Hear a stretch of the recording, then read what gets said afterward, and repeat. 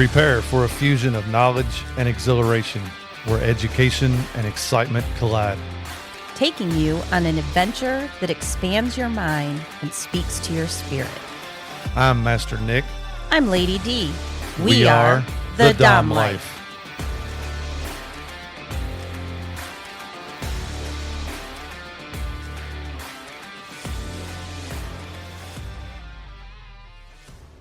This podcast contains sexually explicit topics and adult content. It is intended for listeners 18 and older. The opinions expressed in this podcast are ours alone, based on our personal thoughts, feelings, and experiences. We understand that others may have different opinions and experiences, and we respect that.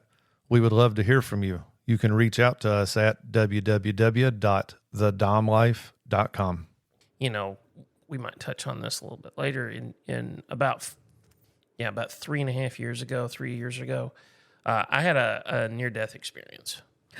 Ooh. Yeah. Okay, so we're not getting into that later. We're going to get into that now. Okay. Like a true NDA, like a true near death, or you had a health issue and nearly No, died? I almost got killed.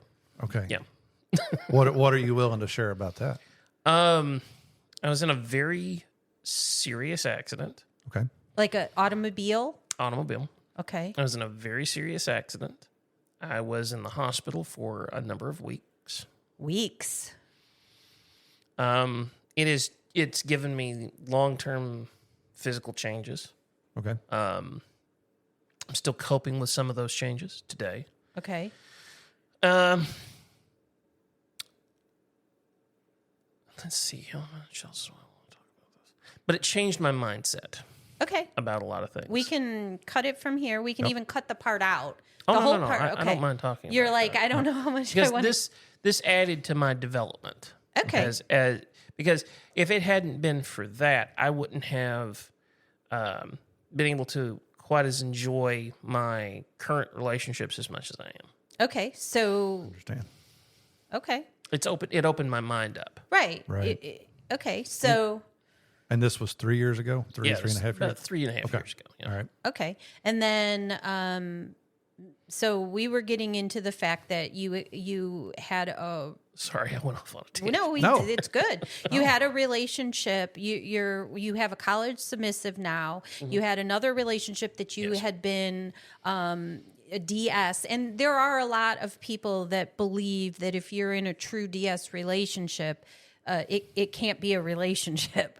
Like truly dominant and submissive. Because once you add in feelings and relationships, now the power exchange is totally different. I've heard this. This is the theory. I'm going with this because I've heard it before. I don't feel this way, obviously, because my Dom is, Master Nick, who we are married. So, so you were in like a DS relationship that didn't involve like true feelings other than you guys were friends. Well, we were boyfriend and girlfriend, Okay. and there was a DS element to it. So that's how it started? She didn't just want to be a sub. She didn't want to just be a sub to me. Is that still the way she feels? Because she's not collared, you said. We're still friends, but the romantic and DS part of that relationship, I would say, is not present. Okay. Gotcha. We're still friends. Okay. We're still, we still chat from time to time. Check up on each other. We check see up how on you're each doing. other. How are you doing? Right. So That sort this of is thing. not your third. This is, I was thinking Correct. this was your third. No. This is not my third. Okay. This is a person who was the first person that I had any kind of relationship. DS or strictly kinky Gotcha. focused relationship with. Okay. And And that's 2019. 2019 to about 2021. And then I had the accident in 21. And then it took me a while to recover from that. Okay. And I had to do a lot of internal work on, and working on myself as a person and things like that, as well as the physical recovery Okay. that I had to endure to come back to where I am. Okay. And you're not 100%, you said, at least from where you were before? Right. Okay. But I would say I'm probably 96, 97%. What was the prognosis when it occurred? Were you expected to survive? Were you expected to function like you are now? It was touch and go, and they didn't know. Okay. They did not know. Well, I am glad you are still around. I appreciate that. But during that time, you started working on yourself, your Yeah. mental, physical, all the things to make you you. What I would accept and what I wanted in relationships moving forward Okay. is the kinds of things that I really wanted. That and the solidification of being poly Okay. happened about that time. All right. This is what I wanted. I had the capacity to care about and have meaningful, ongoing relationships with multiple people at once. Okay. So when you're spending that much time with yourself and getting to know yourself like that, you better like the person you're spending time with. Right. And I had done a lot of work to enjoy my own time with myself more. And that gave me strength moving into my relationship with, we'll refer to them as A Okay. and S. A and Okay. S. Okay. Okay, so A had, I met her at the club, and I had dated around a little bit after my accident, but I was still working through things. But then I met A, and things really clicked in place. And A's history was that she had, and I'm not going to speak for her because I don't want to reveal too much about her privately, Right. Right. but her prior experiences with DS dynamics were not very good. Happens more than we'd like to hear. Yeah. A lot of people don't understand. You've got to, if you're having a relationship and you're a top, it's not an invitation to be abusive. Right. Correct. She unfortunately was involved with somebody who injected chaos into her life. Yep. Right. And really it was very rough on her emotionally. I'm just going to tell you, bottoms can do the same. Oh, absolutely. Yeah. So, all right. So, A is the partner that is a collared sub to you, Correct. correct? Okay. Yes. And that was just this past July on our 2-year anniversary Yay. that I gave her a collar. And she cried. And it was great. And I did it in front. And I had my my other partner there, and she was so happy for her. And it was just great. So, do your two partners play together or only with you? Do they play together alone? With each other? No, but I wouldn't have a problem with it. Okay. Yeah. If they Absolutely. want to, just tell me how So, it is. I'm just curious because again, you're a poly relationship. Right. So, are each of them individually with you? That's the dynamic, correct? Yes. But they are friendly and friends. Oh, they're good friends. Yeah. Perfect. So, Milady K mentioned kitchen table poly. Is that the kind of relationship you have? Yes. Okay. It is. Gotcha. We'll have like dinners and things like that together. And my partner, A, she has a partner as well. Okay. Okay. And so I'm actually good friends with them. And Okay. that's very common, to my understanding. That's very common in the poly groups, is that everybody is friends with everybody, and then certain ones decide to take that friendship to a relationship or, to whatever extra. Yes. But yeah, ultimately, majority of people in a poly group are friends and friendly and like to hang out and Otherwise, together. it wouldn't work, right? Oh, yeah. Right. So we have a lot of common interests. We enjoy many of the same things. We like to have meals together. We'll play cards. We go to the club together. Right. 9 times out of 10, if you see me with a group of people, it's people Right. from the polycule. Okay. Okay. So then, There's S. Yep. Tell S. us more about how How Well, that evolved. I'd been friends with S for a few years, and we were just like, no, we're just friends. We're just friends. No, we're just friends. Friends. And so I don't know what it was. She showed up to the birthday dinner for my partner A, and she'd been invited to dinners and things like that. And she was friendly with everybody. And then I saw her come into this dinner, and I was just like, all right, something's changed, because now my thinking toward her has changed. Okay.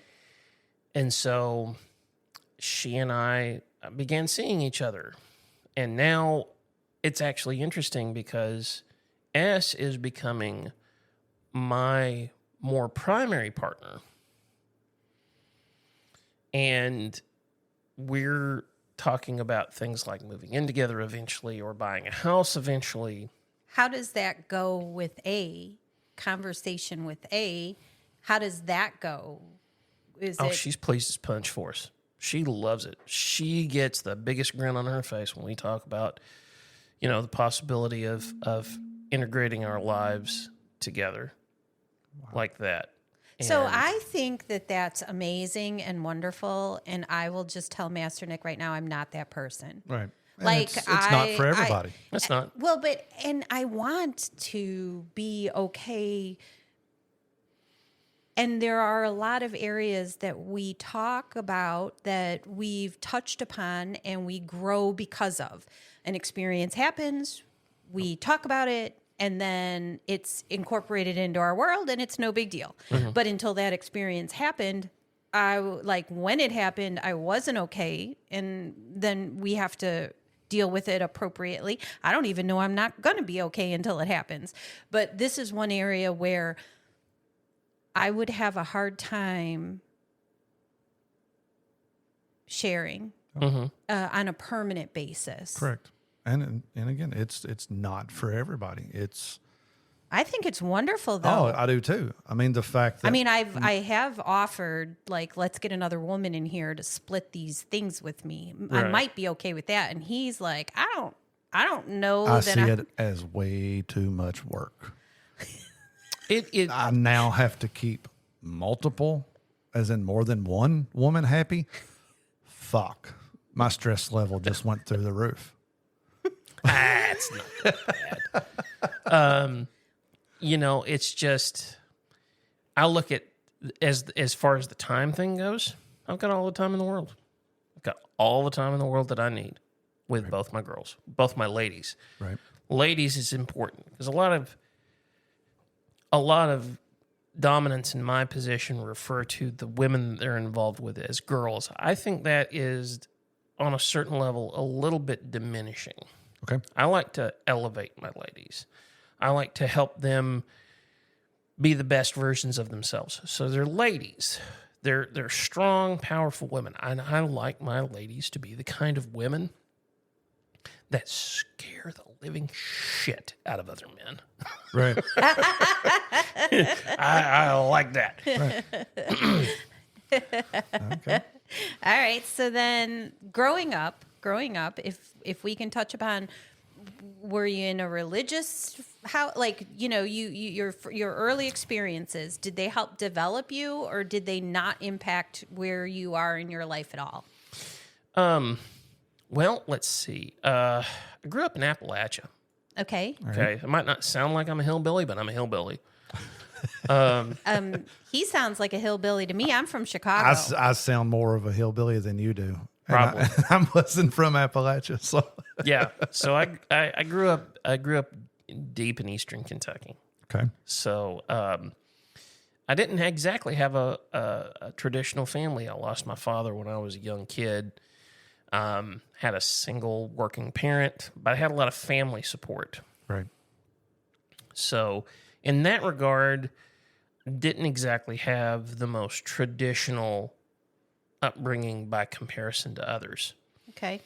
But I had a lot of family support, but there was zero discussion of sex. There was zero discussion about what went on in the rest of the world. It Okay. was just Gotcha. like, this was our little microcosm, Right. our little sphere. Yep. And we didn't venture outside of that sphere. Okay. But you did. But I did. I'm just saying. I mean, we would travel out, Yeah. but I get what you're saying. home was this isolated little area.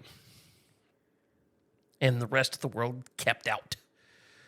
You I know. don't think that that's a bad thing. As I get older, let me just say, I'm a well-traveled person because my dad came to America from Japan. So I traveled back and forth to Japan. I'm a well-traveled individual. I don't think it's bad. I'm at the point in my life where let's just bring it in. Let's just bring it down to a small, community. yeah. We venture out to see what the rest of the world is like, but home is a very small, Yeah. safe area. Right. And that's really, I enjoy that because my life right now is chaos free. Yeah. We are, we don't have a lot of internal drama. I mean, I was talking to A the other day, and she's like, the most complex or dramatic thing that we do is try to figure out where we're going to cook for dinner on Sunday. Right. That's know. and to be in a poly relationship and for that to be the case, that's the way it should Exactly. be. That's Oh, the way yeah. it's- that's the way it's That's supposed the to go. goal that Right. people want. We have openness, we have honesty, we have comfort to be able to talk pretty much about any subject that So we encounter. S is not collared. Yet. Yeah. Does she? Can't get too deep in that. We don't want to reveal anything. Yeah. So does S, is she part of the DS dynamic too? I mean, you said that, right? She's going to have to be part of it because, yeah. Oh, we're building that. We knew, again, it was another, when we decided to take that leap together, we had that moment where I kissed her and the earth shook. Right. So there was that another lightning strike kind of moment. No kissing bear. Oh, Master Nick, I love you. I got my poly. It's going to be another man. I'm a busy man. My hands is full. Okay, my dance card is full. Thank you very much. This has been a public service announcement. Oh my God, I love it. I'm full. The development of I heard you snort. It's okay. It's cute. But S's dynamic or development as a sub was far more steeped in protocol. Okay. And Ooh. I'm not going to say rigidity, but there were Her background. Her background. Got it. Her DS background was much more regimented Okay. and formal and Okay. a lot more protocol than the way I came up. So did But you? I'm learning that. I was going to say, in order to meet her needs, are you now developing that side of your dominant in order to meet her needs? Yes, I am. And so, as people, they both need different things. Right. You know, It But- takes a lot, though. It takes a lot. It takes a lot for one submissive. I'm just saying. I don't know. That's why he doesn't want. He doesn't want another I because get that. you know. I mean, not that he's not. You I'm gotta- saying this, and I'm saying it like it's a big deal. I mean, we think it's amazing, but you're now having to develop two of you.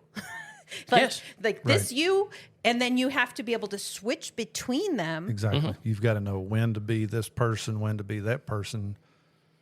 So I'm going to ask, is there ever a time where you play with both of them at the same time? It's happened.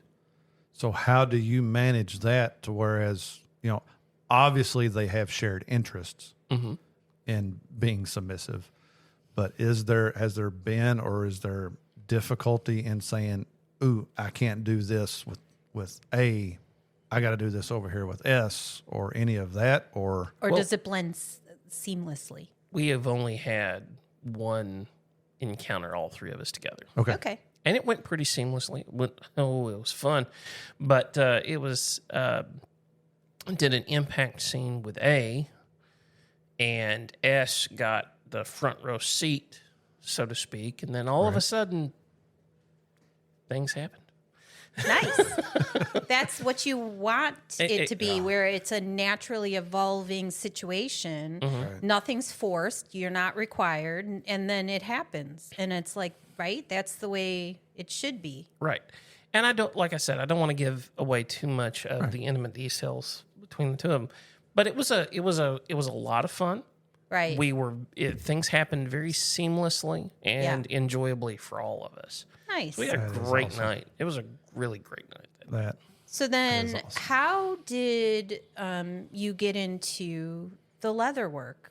Explain how this let's developed. dig into the business side of things a little bit. Yeah, tell us about your business, what you produce, and where you want to take it. Well, we want to hear about it all. The first toys I ever made were because I wanted toys and I was broke. We know the feeling. And I thought to myself, if I'm going to have toys, I got to make them because I can't afford to buy some of the things that looked good to me. And there were other toys that I picked up and that I could afford, and they were just soulless. Right. I understand that. They had no spirit. They had no life to them. Yes. Yep. So They were bought on Amazon. yeah. Not that all Amazon is bad, but they were bought. Yeah. Somebody didn't take care and time to make it. Yeah, you can tell it was made on a machine, and just like 50,000 other pieces that were made Yes. that week. Okay. And so How long ago was this? This was it was in 2019 Okay. that I really started. 2018, 2019, I started to make stuff, and the first toys that I made were crude. I'm not gonna lie, because you got to start somewhere. Right. I didn't know the first thing about working with leather. Didn't know the first thing. Right. Didn't know how to cut a straight line leather. Didn't know how to handle it. Didn't know the different types. Didn't know the Still species. don't. Yeah, you're talking about things that are like way above my head. Yeah. But Right. none of the technical. I didn't know any of the technical elements that I know now that I've taught myself. Right. And then I started watching some online tutorials, a lot of stuff on YouTube. There are a couple of big leather companies out there that have online tutorials, and they teach you about dyeing leather and cutting leather and things like that. I watched a lot of that, and I've just absorbed it. Right. But the pivotal moment that made everything click, that made everything happen, that really changed my style, was I went to an event in Columbus, Ohio that's no longer held. It was the January of 2020, Okay. right before the world went off the rails. Off the rails. So there was an event that the Columbus community threw every year, Columbus, Ohio community threw, called Winter Wickedness. Okay. And it was big. I mean, it was humongous. And there were vendors and classes and all kinds of things. And in the vendors area, I saw wooden handle floggers for the first time because I can't weave leather for shit. Okay. And I thought, okay, if you can't hide it, show it off. Right. And that's how I got into it. I saw wooden handle floggers, and I thought, shit, I can learn how to do that. Right. So I found out that was done on a lathe, and I taught myself how to do lathe work, trial and error. That's the machine the that machine and, spins and it. you're carving. You take the hand tools and you've got That's the bar that amazing. you lay it on. Yeah. Yeah, Now I use a lathe for metal, which Right. is totally freaking different yeah. than Totally using a different lathe. animal. Right. It's a whole different animal. With metal, you just dial everything in, push a button, and sit down. But with wood, you are engaged 100% of the time on it. crafting. Yeah. Yep. And you Okay. have to listen to your hands. I have to listen to my hands when I craft a piece. That's why I looked at your hands When you remember, yep. you remember when I do. took a look at your piece, I said, hold your hand up. I want to see your hand. Right. And that way I could get a good idea of the palm area Right. that I need to and how wide your grip was to figure out how big the swell was going to be. Yeah. I do And- remember that now. You know, I was looking at your hands to figure out how to fit what you wanted to your hand shape. Right. Okay. That and asking questions about you to get an idea of the piece and how to make the piece fit you. Right. Right. And I need one made. okay, I can do that. I think I know somebody that can make you one. I need one made. But I need it to be lighter than his because I can only swing that thing like 3 times and my body goes, "What are you doing?" We'll discuss. Okay. Yeah. We'll discuss. It's fine. I got you. All right. But no, I discovered that I liked big, heavy monster motherfuckers. Right. You do. They are, and they're amazing. You broke your table. Somebody hit your table at the event. Yeah. I was like at the at Kingtasia. Yeah. All of it went down. But the way I describe it is I want you to feel like you got hit by a freight train, but that you like it. That's exactly what this one does. is. Even the falls are so thick. Okay, so you're like, oh, the world's shutting down. I need a lathe. Like, Kind of. and now I've got all the time. Yeah. So what I did was I bought a used lathe. I got some cheap tools, figured out how to sharpen them, got some wood, and started teaching myself. Nice. Right. Yeah. And then what kind of leather am I going to put with this? That would be paired with leather. Exactly. So I started looking for, and I found it at the Peddler's Mall of all places. I was looking for cheap hides, right? Right. Right. And there was this marked down hide that was very thick and very thuddy, and it was the hammer, the orange one that I've got. Yeah. Yeah, that was the leather that I got from the Peddler's Mall. Okay. I like that orange. Yeah, I still got a bunch of it at home. So I got that. That was a cheap piece of leather, but it was thick and heavy, and I put it together, and the angels sang. Right. Nice. And it was just, I agree. This is what you do. Because this is what you do now. So that led you to something that you are phenomenal at. Yeah. All right. So how busy does your not day job? How busy does your crafting and creation keep you? It can be, I can have moments of absolute chaos to where I don't have enough hours in the day to craft, to absolutely dead. Really? But what I'm trying to do now is I'm trying to expand my business and open it up more. I have an Instagram page. I have a Twitter page. All the social media things. Trying to do more on social media. I have We a are Fat Life too. page. It's so hard. Okay. So how do our listeners find you? Okay, so on Etsy, I am the Bear's Den Gifts. It's one word, the Bear's Den Gifts The Bear's Den Gifts. The Bear's Den Gifts on Etsy. on Etsy. Yes, I've got some about 10 or 12 products, different floggers on there right now. Right. Various sizes, plus a couple of listings for custom work. Right. All right. I'm trying to actually expand into like some collars and cuffs and things like that too. Now, I have seen you have made collars. I've seen your work of some collars. I don't know that I've seen any of your cuffs yet. No, I want to get those right You before I want to put get those them right? out. Right. Yeah. So collars, I have seen you do, but you're trying to expand more into collars and cuffs. Yeah, because Floggers. everything I'm going to be doing is hand sewn. Right. Floggers for sure. Floggers for sure. And some crops. I would do some riding crops now. There you go. Crops. Absolutely. Now you do. No. You've mentioned. No. Yeah, I like crops. Nobody needs crops. We like crops. No, I don't like crops. That was a lie. You like crops. I love crops. I don't have a problem with crops. Yeah, because you're I not think getting they're hit fun. by them. So how much custom work do you do? You've got a few made. The vast majority of what I do is custom work. And that's what I would expect. That's what I was going to try to push for. Obviously, if you're looking for floggers, he does have some that is readily available.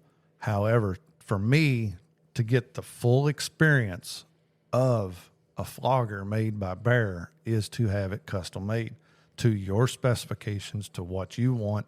Well, I picked out the color of the falls. I picked out the weight of the falls. I picked out the color of the handle. I told you I wanted it heavy.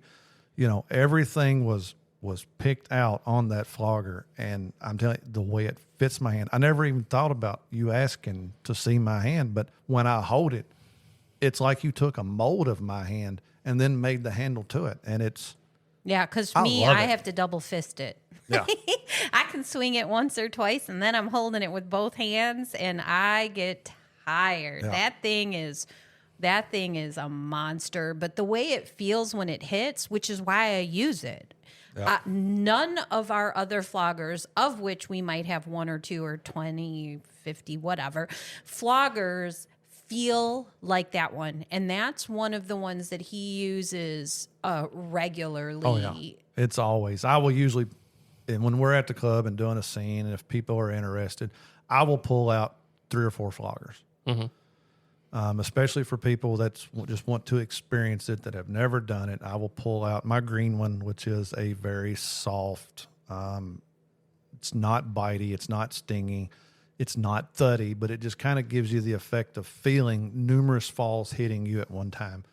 So I pick that one. My green one's usually the first. Yours is usually the second one I pull out. And then I go ahead and pull out a couple more that are a little more intense as far as bitey and stingy, just in case they want to experience it.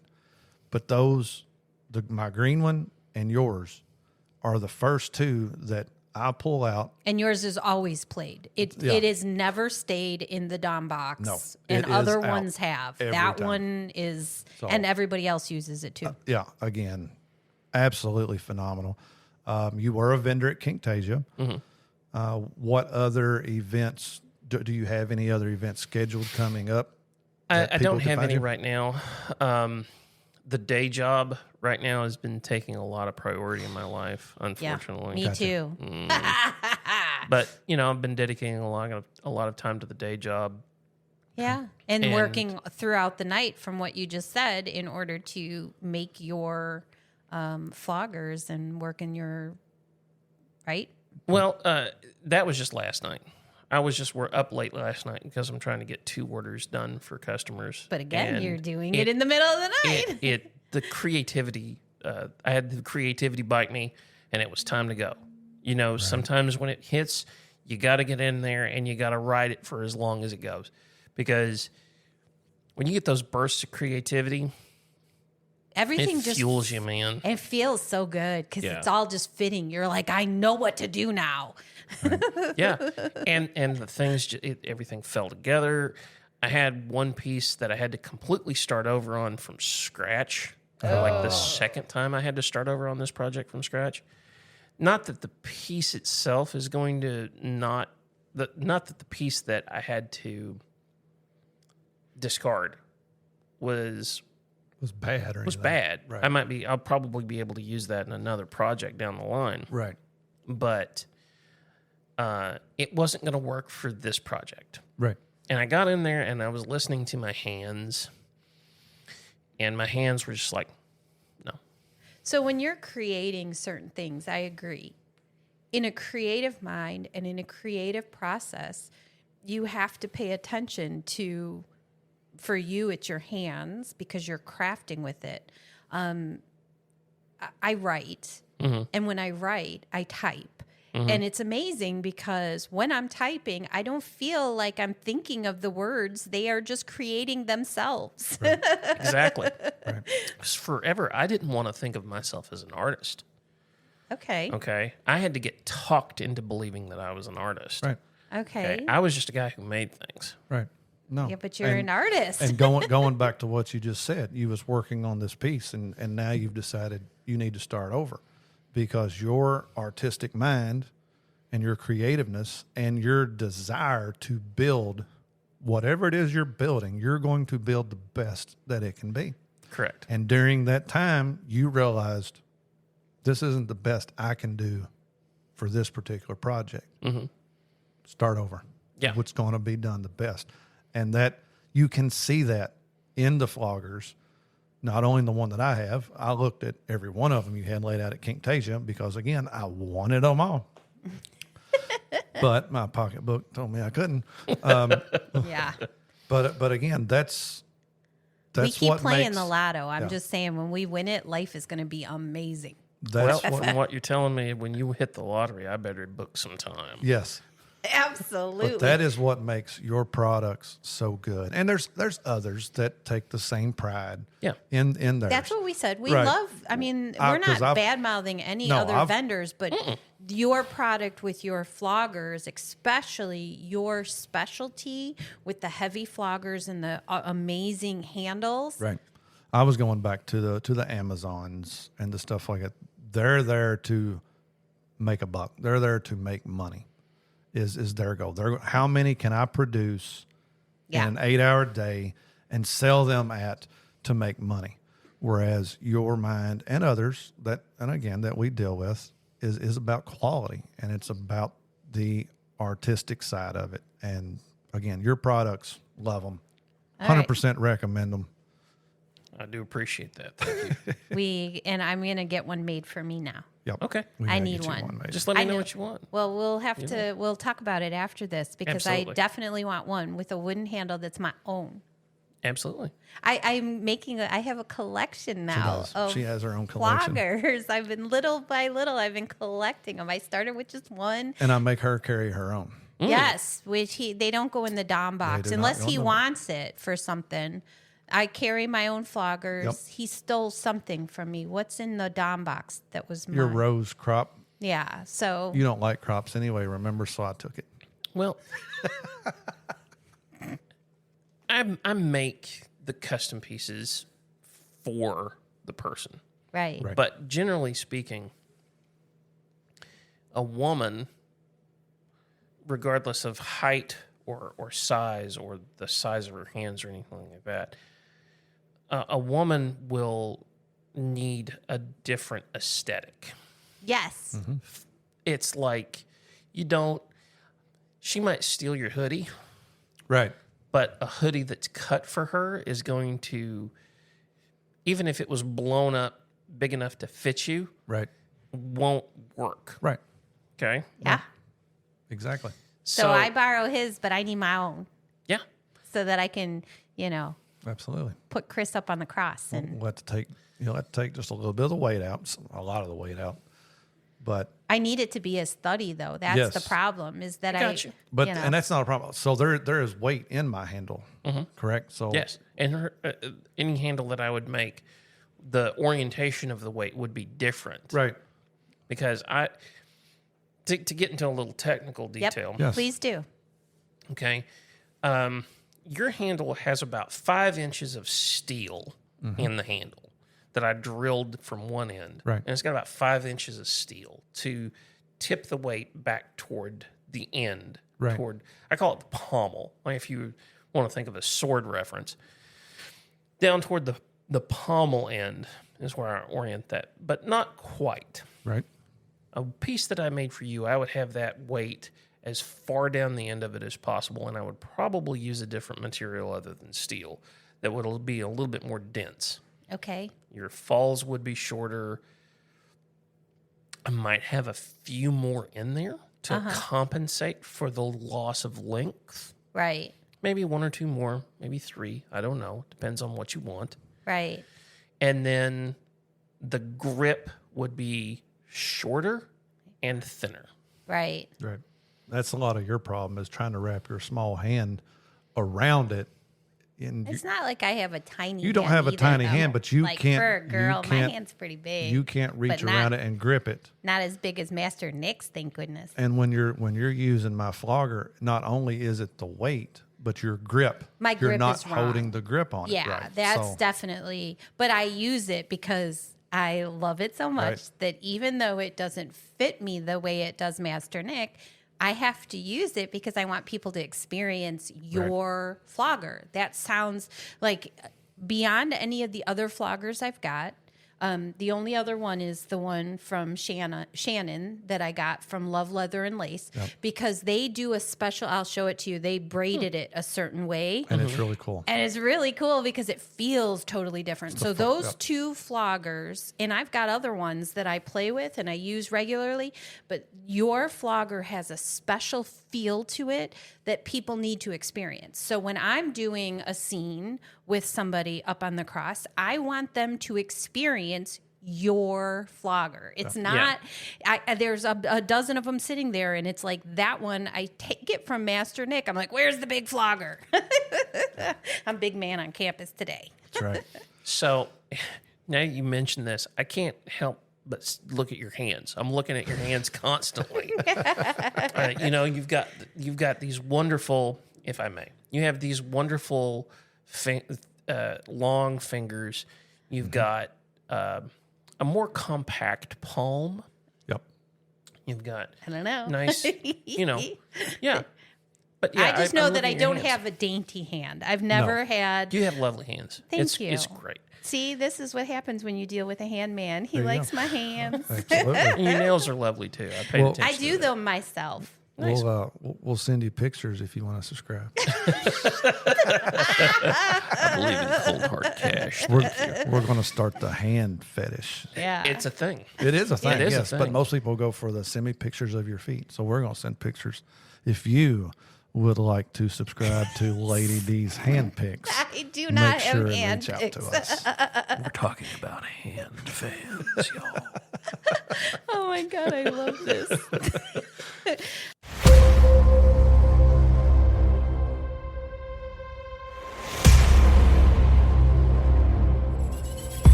Coming up next week, our third and final part of Bear's interview. You know, it's not very often that you sit down and have an amazing and enlightening discussion with another person. Yes, This interview was exactly that for us. it was. It was amazing. And so we decided to share all of it. And that's why next week it'll be the third part. You think $4.99 is too much for a monthly subscription to your hand pics? Please follow, like, and share our podcast. Make sure to visit thedomlife.com, where you can find pictures and other details about the Dom Life podcast. And through the Contact Us button, you can ask questions or provide recommendations for future episodes. We want to explore your kink too. Be sure to check out upcoming events to see where our adventures are taking us and our photo gallery to where we've been. Thank you for joining us on this journey. We hope you had fun listening and learning with us. Till next time, keep calm and remember your safe word. Red, red, red.